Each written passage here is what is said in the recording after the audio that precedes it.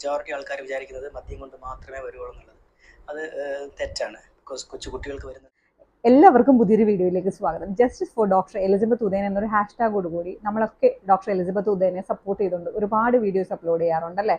അപ്പോൾ doctor Elizabeth ഉദയനെ support ചെയ്യുന്നവർക്ക് ഒരുപാട് ത്രെട്ടും കാര്യങ്ങളും ചാനൽ പൂട്ടാൻ നോക്കുന്നു. അപ്പോൾ എന്തിനാണ് അങ്ങനെ ചെയ്യുന്നതെന്ന് എനിക്ക് അറിയത്തില്ല. കാരണം അത്രമാത്രം തെറ്റുകൾ ചെയ്തിട്ട് തെറ്റിനെ ചൂണ്ടിക്കാണിക്കുന്നവരെ ഒക്കെ ഇല്ലാണ്ടാക്കാൻ ശ്രമിക്കുക എന്ന് പറഞ്ഞാൽ അപ്പോൾ തന്നെ മനുഷ്യർക്ക്, സൊസൈറ്റിക്ക് മനസ്സിലാകുകയാണ് ഓപ്പോസിറ്റ് നിൽക്കുന്ന വ്യക്തി എത്രമാത്രം അണ്ടർ റേറ്റഡ് ആയിട്ടുള്ള ഒരു ക്യാരക്ടറാണ് എന്നുള്ളത് അല്ലേ. അപ്പം എനിക്ക് തോന്നുന്നു മലയാളികളുടെ ഒരു 99.9% ആളുകൾക്ക് മനസ്സിലായിട്ടുണ്ട്. പിന്നെ കൂടെ തൊട്ടുരുമി 5-8 പിന്നാലെ എന്നുള്ള രീതിയിൽ നിൽപ്പുണ്ട്. അവർക്കാർക്കും മനസ്സിലായിട്ടില്ല എന്ന് തോന്നുന്നു. മനസ്സിലാവുന്ന സമയത്തൊക്കെ അവർ മാറുമായിരിക്കാം. കാരണം മനുഷ്യന്മാരല്ലേ. ഇത്രമാത്രം കാര്യങ്ങൾ കേട്ടിട്ടും ചില കാര്യങ്ങളെ മനസ്സിലാക്കാതെ ഒരു സ്ത്രീക്ക് നീതി കിട്ടണം എന്നുള്ള ഒരു ചിന്താഗതി പോലും ആർക്കുമില്ലാതെ കാടപ്രവൃത്തി, ക്രൂരന്മാരുടെ ഒപ്പം നിൽക്കുക എന്ന് പറഞ്ഞാൽ ഇത് ബാലരമയിലെ ചെറിയ കഥകളൊന്നും അല്ലല്ലോ. അപ്പോൾ എല്ലാവരും മാറേണ്ട ഒരു സ്റ്റേജ് ഒക്കെ ആയി എന്ന് തോന്നുന്നു.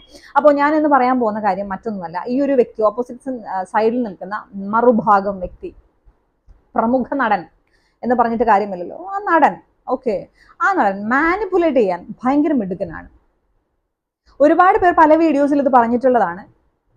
പക്ഷേ ഞാനാണെങ്കിൽ കുറച്ചു മുമ്പ് ഞാൻ ഒരു ന്യൂസ് ചാനൽ ഇങ്ങനെ തപ്പിയപ്പോൾ എനിക്ക് കയറി വന്നത് മുഴുവൻ 1 വർഷം മുന്നേ നടന്ന ഈ വ്യക്തിയെക്കുറിച്ച് കൂടുതലായിട്ട് നമ്മൾ നോട്ടീസ് ചെയ്തത്, അതായത് എനിക്ക് ഡൗട്ട് വന്ന കുറച്ച് കാര്യങ്ങളുണ്ട്. അതായത് ഈ വ്യക്തി നമ്മളെല്ലാവരും ഇങ്ങനെ നല്ലൊരു നടനാന്നൊക്കെ വിചാരിച്ച് നമ്മളിങ്ങനെ ഇങ്ങനെ ഭയങ്കര ബട്ടറിങ് ഒക്കെ ചെയ്ത് വെച്ചേക്കായിരുന്നല്ലോ. എവിടെയും നമുക്കൊരു പോയിന്റിൽ കള്ളത്തരം ഉണ്ടല്ലോ എന്ന് എന്നെ തോന്നിപ്പിച്ച ഒരു സംഭവത്തെക്കുറിച്ച് സംസാരിക്കാനാണ് ഞാനിപ്പോൾ വന്നിരിക്കുന്നത്. അതായത് ഒരു തോക്കിന്റെ കഥ എല്ലാവർക്കും അറിയില്ലേ. അപ്പം ഈ തോക്കിനെ ചുറ്റിപ്പറ്റി 1 വർഷം മുന്നാണ് പ്രശ്നമുണ്ടായത്. അപ്പോൾ ഞാൻ കുറച്ച് മുന്നേ വീഡിയോസ് ചുമ്മാ അതൊരു ന്യൂസ് നോക്കാമെന്ന് വിചാരിച്ച് ഇങ്ങനെ എടുത്തപ്പോൾ എനിക്ക് വന്നത് മുഴുവൻ ഈ 1 വർഷം മുന്നത്തെ വീഡിയോസാണ്. ഞാനിങ്ങനെ ആലോചിച്ചു ഇതെന്താണ് ഇങ്ങനെ. കാരണം യൂട്യൂബ് എനിക്ക് നീ ഇത് കാണും എന്നുള്ള രീതി ഈ പഴയ ന്യൂസൊക്കെ എനിക്ക് പണ്ട് നമ്മൾ ഇതൊക്കെ കണ്ടതാണ് 1 വർഷം മുന്നേ. അന്ന് ഇതൊക്കെ കണ്ടിട്ട് അയ്യോ പാവം ദൈവമേ ഈ മനുഷ്യനോട് ഇങ്ങനെ ചെയ്തു കളഞ്ഞല്ലോ എന്നൊക്കെ ആലോചിച്ചു. പക്ഷെ ഇന്ന് ഞാൻ റിപ്പീറ്റ് ചെയ്ത ആ വാർത്തകൾ കണ്ടപ്പോൾ എനിക്ക് മനസ്സിലായി ഈ വ്യക്തി എത്രമാത്രം താരം താഴ്ന്ന രീതിയിൽ മാനിപ്പുലേറ്റ് ചെയ്യാണ്. അതായത് ഒരു ചാനൽ ഡെസ്കിൽ അല്ലെങ്കിൽ ഒരു ഡിബേറ്റിന്റെ ഇടയിലൊക്കെ പോയി ഞെളിഞ്ഞിരിക്കുകയാണ്. എന്നിട്ട് അവിടെ ഇരുന്ന് സംസാരിച്ച് അവിടെ ആ ആങ്കറിനെ അല്ലെങ്കിൽ ചുറ്റുമിരിക്കുന്ന ഡിബേറ്റിലിരിക്കുന്ന മറ്റാളുകളെയൊക്കെ മാനിപ്പുലേറ്റ് ചെയ്യുന്ന രീതി കണ്ടിട്ട് ഇത് എത്രമാത്രം വൾഗറായിട്ടുള്ള മാനിപ്പുലേഷൻ ആണ്, അല്ലെങ്കിൽ ഒരു മാനിപ്പുലേറ്റർ ആണെന്ന് എനിക്ക് ഇന്ന് തോന്നിപ്പോയി. എന്നിട്ട് ഞാനിങ്ങനെ ആലോചിച്ചേ, അയ്യോ ഇതൊക്കെ അന്ന് കാണുന്ന സമയത്ത് ഞാൻ ഇത് പൊട്ടനായിരുന്നോ? അതോ ഈ പുള്ളി ഈ കൂടോത്രം വല്ലതും ചെയ്തിട്ടാണോ ഈ TV ഷോയ്ക്ക് പോയിരിക്കുന്നത്? ഓം ക്രീം കുട്ടിച്ചാത്ത ഇത് കാണുന്ന എല്ലാവരുടെയും കണ്ണ് മഞ്ഞളിച്ച് പോട്ടെ. ഞാൻ പറയുന്ന എല്ലാ കള്ളത്തരങ്ങളും എല്ലാവരും വിശ്വസിച്ച് പൊട്ടന്മാരാവട്ടെ എന്നങ്ങനെ വല്ല കൂടോത്രം ചെയ്തിട്ടാണോ എന്തോ, എന്താണെന്നറിയില്ല. അന്ന് ഇതൊക്കെ കാണുമ്പോൾ ഭയങ്കര രസമായിരുന്നു, വിശ്വാസമായിരുന്നു. ഇന്ന് ഇത് കണ്ടപ്പോൾ അയ്യോ ഇത് എത്രമാത്രം, ഇത് കാണുമ്പോൾ തന്നെ അറിയാമല്ലോ പെരുങ്കളനാണ് എന്നുള്ളൊരു ചിന്ത എന്നിലേക്ക് പോവുകയുണ്ടായി. കാരണം ഒരു ഡിബേറ്റിൽ അശ്വന്ത് കോക്കുമായിട്ടുള്ള ഒരു ഡിബേറ്റ് നടക്കുകയാണ്. അതായത് റിവ്യൂവേഴ്സ് ഒരു സിനിമയെ തകർക്കാൻ പറ്റുമോ, റിവ്യൂവിന് ഒരു സിനിമയെ തകർക്കാൻ പറ്റുമോ എന്നുള്ളതായിരുന്നു സബ്ജക്റ്റ്.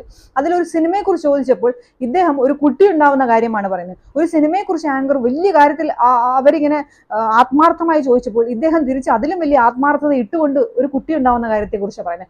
അതായത് നിങ്ങൾ ആദ്യം ഒരു കാര്യം മനസ്സിലാവണം, ഒരു കുട്ടി ഉണ്ടാവുന്ന കാര്യം നിങ്ങൾക്ക് അറിയാമോ. അതായത് ഇദ്ദേഹം പിന്നീട് പറയുകയാണ്, ഒരു സിനിമ എന്ന് പറഞ്ഞാൽ ഒരു കുട്ടി ഉണ്ടാകുന്നത് പോലെയാണ്. 10 മാസം ഒരു അമ്മയുടെ വയറിന്റെ ഉള്ളിൽ ഒരു കുട്ടി കിടന്ന് 10ാമത്തെ മാസം കുഞ്ഞ് പുറത്തേക്ക് വരില്ലേ, അതുപോലെയാണ് ഒരു സിനിമ. 10 മാസം കഴിഞ്ഞ് ഒരു സ്ത്രീ പ്രസവിക്കുന്നത് പോലെയാണ് 10ാം മാസത്തിൽ ഈ സിനിമ റിലീസ് ആവുന്നത്. അത്രമാത്രം എഫേർട്ടാണ്.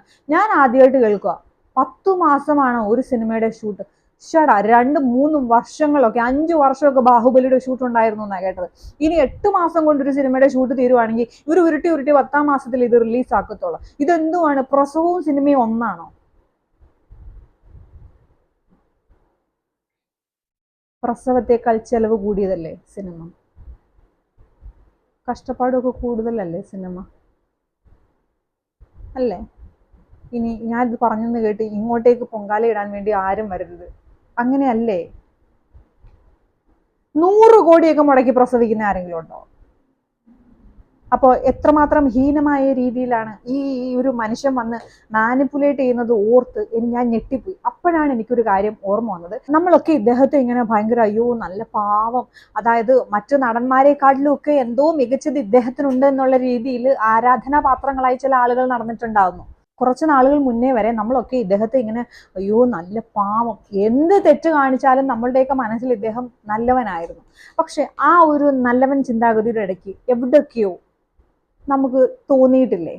അതുപോലെ എനിക്ക് തോന്നിയ ഇതിലെന്തോ ഒരു കള്ളത്തരം ഉണ്ടല്ലോ എന്ന് എനിക്ക് തോന്നിയൊരു മൊമെന്റ് ഉണ്ടായിരുന്നു. ആ ഒരു മൊമെന്റിനെ കുറിച്ച് ഞാനിപ്പോൾ നിങ്ങൾക്ക് കേൾപ്പിച്ചു തരാം. അതായത് ഇദ്ദേഹത്തിന്റെ ലിവർ ട്രാൻസ്പ്ലാന്റേഷൻ സർജറിയുമായിട്ട് ബന്ധപ്പെട്ട് ഇദ്ദേഹത്തിന്റെ ട്രാൻസ്പ്ലാന്റേഷൻ സർജറി നടത്തിയ സർജൻ മീഡിയയ്ക്ക് മുന്നിൽ കുറച്ച് കാര്യങ്ങൾ തെറ്റിദ്ധരിപ്പിക്കുന്ന രീതിയിൽ പറയുകയുണ്ടായി. കഴിഞ്ഞ ദിവസം, അതായത് കഴിഞ്ഞ ആഴ്ച ഡോക്ടർ എലിസബത്ത് ഉദയൻ അവരുടെ ചാനലിലിട്ട ഒരു വീഡിയോയിൽ പറയുന്നുണ്ടായിരുന്നു, ലിവർ ട്രാൻസ്പ്ലാന്റേഷന്റെ ആ സമയത്ത് ഡോക്ടർ എലിസബത്ത് ഉദയനെ റൂമിലേക്ക് കയറ്റുന്നുണ്ടായിരുന്നു അല്ലെ. ഇദ്ദേഹത്തിന്റെ ആജ്ഞപ്രകാരം ഇദ്ദേഹത്തിന്റെ അനുകൂലികൾ ഇദ്ദേഹത്തെ, അതായത് ഡോക്ടർ എലിസബത്തിനെ ആ റൂമിലേക്ക് കയറ്റി വിടുന്നുണ്ടായിരുന്നില്ല. അവസാനം ഇദ്ദേഹത്തിനെ നോക്കാൻ വേറെ ആരും കിട്ടിയില്ല എന്ന് ഇദ്ദേഹത്തിന് മനസ്സിലായ സമയത്ത് ഡോക്ടർ എലിസബത്ത് ഉദയനെ അകത്തേക്ക് വിളിക്കുകയും ആദ്യം തന്നെ ഇദ്ദേഹം പറഞ്ഞ ഡിമാൻഡ്, നീ ആദ്യം ഫേസ്ബുക്കിൽ ഇത് ആൽക്കഹോളിക്, അതായത് മദ്യം ഉപയോഗിച്ചിട്ട് വന്ന ലിവർ സ്റ്റിറോസിസ് അല്ല എന്നുള്ള കാര്യം അപ്ഡേറ്റ് ചെയ്യുക എന്നുള്ളതായിരുന്നു. ഒരു പുള്ളിക്കാരത്തി അപ്പോൾ തന്നെ ഫേസ്ബുക്ക് എടുക്കുന്നു, പുള്ളിക്കാരൻ്റെ ഫേസ്ബുക്ക് പേജിലാവട്ടെ ഇനി എന്ത് സോഷ്യൽ മീഡിയ ഹാൻഡിൽ ചെയ്യുന്നുണ്ടോ അതിലെല്ലാം ഇത് മദ്യപാനം മൂലം ഉണ്ടായതല്ല ലിവർ സ്റ്റിറോസിസ് എന്നുള്ള രീതിയിൽ പോസ്റ്റ് ചെയ്തൊക്കെ നമ്മൾ കണ്ടതാണ്. കഴിഞ്ഞ അവരുടെ വീഡിയോയിൽ നമ്മൾ അതൊക്കെ കേട്ടതാണ്. അപ്പോൾ അന്ന് ആ ഡോക്ടർ പറഞ്ഞതും ഇതുപോലെ മാനിപ്പുലേറ്റ് ചെയ്യുന്ന രീതിയിലായിരുന്നു, തെറ്റിദ്ധരിപ്പിക്കുന്ന രീതിയിലായിരുന്നു. ഒരു ഇന്റർവ്യൂ, അതായത് ഒരു ചാനലിൽ നിന്നും ഒരു ലേഡിയാണ് ആങ്കർ, അവർ ചോദിക്കുന്നുണ്ട്, അപ്പോൾ ഈ നടന് ലിവർ സ്റ്റിറോസിസ് വരാനുള്ള കാര്യം എന്താ, പൊതുജനങ്ങളുടെ മധ്യത്തിൽ ഇങ്ങനെ ചില സംശയങ്ങൾ ഉണ്ടല്ലോ എന്ന് ചോദിച്ചപ്പോൾ ആ ഡോക്ടർ വളരെ മിസ്ലീഡ് ചെയ്യിപ്പിക്കുന്ന രീതിയിൽ, തെറ്റിദ്ധരിപ്പിക്കുന്ന രീതിയിൽ ഇതിനൊരു മറുപടി കൊടുക്കുന്നുണ്ടായി. ആ ഒരു ഓഡിയോ നിങ്ങളൊന്ന് കേട്ടു നോക്കുക. എന്തായിരിക്കാം ഇങ്ങനെ കരൾ രോഗങ്ങൾ വരാനുള്ള സാധ്യത കൂട്ടുന്നത്? ചിലർക്കെങ്കിലും ഒരു തെറ്റിദ്ധാരണ കാണും, അതായത് മദ്യപിക്കുന്നവരിൽ മാത്രമാണ് കരൾ രോഗങ്ങൾ ഉണ്ടാവുകയുള്ളൂ. എന്താ ഡോക്ടർ അതിന്റെ ഒരു സത്യാവസ്ഥ? അല്ല, കറക്റ്റാണ്. അത് മെജോറിറ്റി ആൾക്കാർ വിചാരിക്കുന്നത് മദ്യം കൊണ്ട് മാത്രമേ വരുവുള്ളൂ എന്നുള്ളത്. അത് തെറ്റാണ്. ബിക്കോസ് കൊച്ചു കുട്ടികൾക്ക് വരുന്നുണ്ട്, സ്ത്രീകൾക്ക് വരുന്നുണ്ട്, മദ്യം തൊടാത്ത എത്രയോ പേർക്ക് വരുന്നുണ്ട്. ഡെഫിനറ്റ്ലി മദ്യം ഒരു കോമൺ കോസാണ്, സംശയമില്ല. പക്ഷേ ഇപ്പോൾ തന്നെ നമ്മളിപ്പം അമൃതയിൽ ഇപ്പോൾ ട്രാൻസ്പ്ലാന്റേഷൻ്റെ കാര്യങ്ങൾ നോക്കുകയാണെന്നുണ്ടെങ്കിൽ അതിൻ്റെ ഒരു 30% പേര് മാത്രമേ ഉള്ളൂ മദ്യം കൊണ്ടുള്ള അസുഖം. ബാക്കി അതേ ഒരു 30% പേര് ഒരിക്കലും മദ്യം കഴിക്കാത്ത ആൾക്കാരാണ്. പിന്നെ അവർക്ക് എന്തുകൊണ്ടായിരിക്കാം അവർക്ക് വരുന്നത് പ്രധാനമായിട്ടും ഫാറ്റി ലിവർ വന്ന്. ഈ ഒരു ഇന്റർവ്യൂ ഇപ്പോഴും യൂട്യൂബിൽ തന്നെയുണ്ട്. 2 വർഷം മുന്നേ ഈ ഒരു നടന്റെ ട്രാൻസ്പ്ലാന്റേഷൻ സർജറിയുമായി ബന്ധപ്പെട്ട് അതിനുവേണ്ടി മാത്രം ചെയ്ത ഇന്റർവ്യൂവിന്റെ ഒരു ഭാഗമാണ് നിങ്ങളിപ്പോൾ കേട്ടത്. അതായത് ഈ നടന് എന്തുകൊണ്ട് ഇങ്ങനെ വന്നു, ആ ഡോക്ടർ അതിൽ ഉടനീളം സംസാരിക്കുന്നു. ഒരിക്കൽ പോലും പറയുന്നില്ല ഇത് മദ്യപാനം കൊണ്ടുണ്ടായതാണ് എന്ന്. അദ്ദേഹം പറയുന്നത് മുഴുവൻ, സ്ഥാപിക്കാൻ ശ്രമിക്കുന്നത് മുഴുവൻ മദ്യപാനം, അതായത് തൊട്ടില്ല എന്നുള്ള രീതിയിൽ എങ്ങനെയൊക്കെ ഡിപ്ലോമാറ്റിക്കലി സംസാരിക്കുകയാണ്. ലിവർ സ്റ്റിറോസിസ് എന്ന് പറയുന്നത് മദ്യം മൂലം ഉണ്ടാകുന്നതാണെന്നൊരു തെറ്റിദ്ധാരണയുണ്ട്, പക്ഷേ ഇത് അങ്ങനെയല്ല എന്നുള്ള രീതിയിൽ ഇദ്ദേഹം, അതായത് ഇത് ഡോക്ടറെ കുറ്റം പറഞ്ഞിട്ട് കാര്യമില്ല, മനസ്സിലായോ? ആ ഡോക്ടറിനെ പോലും ഒരു ഹോൾഡ്, ആ ഡോക്ടറിലേക്ക് പോലും ഒരു ഹോൾഡ് ഉണ്ടാക്കി അദ്ദേഹത്തെ പോലും ഇങ്ങനെ പുഷ് ചെയ്തിട്ടുണ്ടാവും. ഇതിനെക്കുറിച്ച് ഇങ്ങനെ സംസാരിച്ചാൽ മതി. അതാണ് പറഞ്ഞത്. ഡോക്ടർ എലിസബത്ത് ഉദയന്റെ വീഡിയോയിൽ എലിസബത്തിനെ കൊണ്ട് ഫേസ്ബുക്കിലാണെങ്കിലും മറ്റ് സോഷ്യൽ മീഡിയ പേജസിലാണെങ്കിലും ഇത് മദ്യപാനം കൊണ്ടുണ്ടായതല്ല എന്ന് നിർബന്ധിതമായി അപ്ഡേറ്റ് ചെയ്യിപ്പിച്ചു. അപ്പം ഈ ഡോക്ടറിനെ കൊണ്ടും നിർബന്ധിതമായി ഇത് പറയിപ്പിക്കുകയാണ് ചെയ്യുന്നത്. അപ്പോൾ ഒന്ന് ചിന്തിച്ചു നോക്കി. ഇത് കേൾക്കുമ്പോൾ നിങ്ങളൊക്കെ വിചാരിക്കും ഇത്രമാത്രം ഹോൾഡോ ഒരു ഡോക്ടറിന്, ഇതിനകത്ത് എന്ത് ഹോൾഡിന്റെ ആവശ്യം? ഞാനൊരു ആക്ടറാണ് സർ, എനിക്കൊരു നിലനിൽപ്പുണ്ട് സർ, എനിക്കൊരു ഡിഗ്നിറ്റി ഉണ്ട് സർ, ദയവ് ചെയ്ത് ഇതിങ്ങനെ തന്നെ പറയണേ സർ എന്ന് കാല് പിടിച്ചു കഴിഞ്ഞാൽ ഒരു ഡോക്ടർ ഏറ്റവും കൂടുതൽ അനുകമ്പ തോന്നുന്ന ഒരു പ്രൊഫഷൻ എന്ന് പറഞ്ഞാൽ ആതുര സേവനമാണ്. ഡോക്ടേഴ്സ്, നഴ്സസ് അല്ലേ? അദ്ദേഹം അതിൽ വീണു.